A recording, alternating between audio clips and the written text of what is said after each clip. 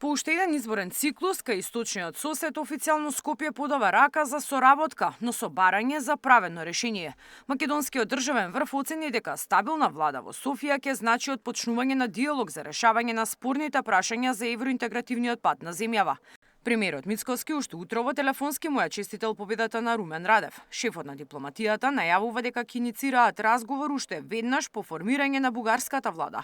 Тој е оптимист дека ќе има конструктивен диалог, но нагласи дека тој мора да се заснова на взаемна почит.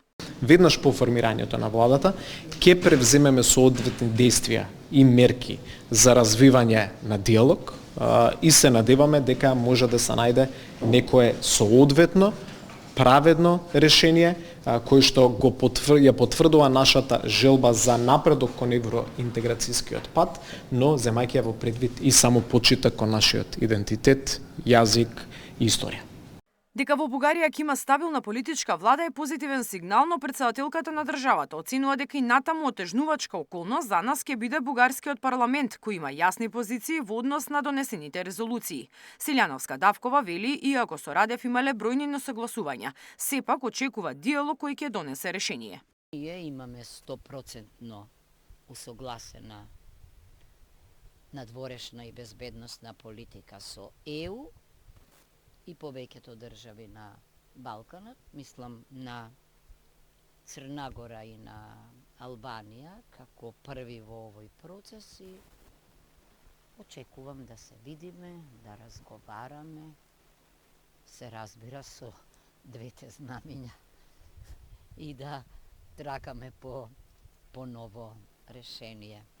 Председателот на собранието очекува што побрзо да се формира бугарската влада и да се стапи во контакт за да се фати возот, да се почне со отворање на поглавијата и во првиот круг на проширување, ако го има, нашата држава да биде дел од тоа проширување.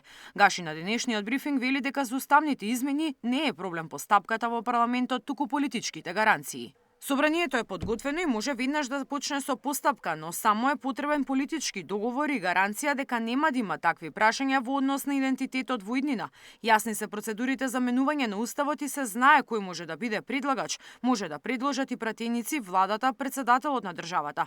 Само да се дојде до договор, потоа процедурата мислам дека ќе биде полесниот дел. Опозицијската СДСМ не ги коментира изборните резултати во Бугарија. Во соопштение од партијата, наведувајќи неколку имења на функционери од власта за кои тврдат дека имаат бугарски пасоши, прашуваат дали и за кого тие гласале. Додека го блокираат европскиот пат на Македонија и намерно создаваат конфликти со Бугарија, многу функционери од ВМРО ОКГ ги обезбедија бугарските пасоши на ЕУ. Вице-премиери, министри, пратеници, градоначалници, директори, функционери на ВМРО ОКГ. Па да ги прашаме за кого вчера гласа овие чувари на македонскиот идентитет, бугари, и што очекуваат од новата влада која ќе ја предводи Радев. Румен Радев е победник и меѓу гласачите во Македонија. Коалицијата Прогресивна Бугарија освои најмногу гласови, 36,8% од вкупниот број кои гласале. Мирјана Давидовска, Сител телевизија.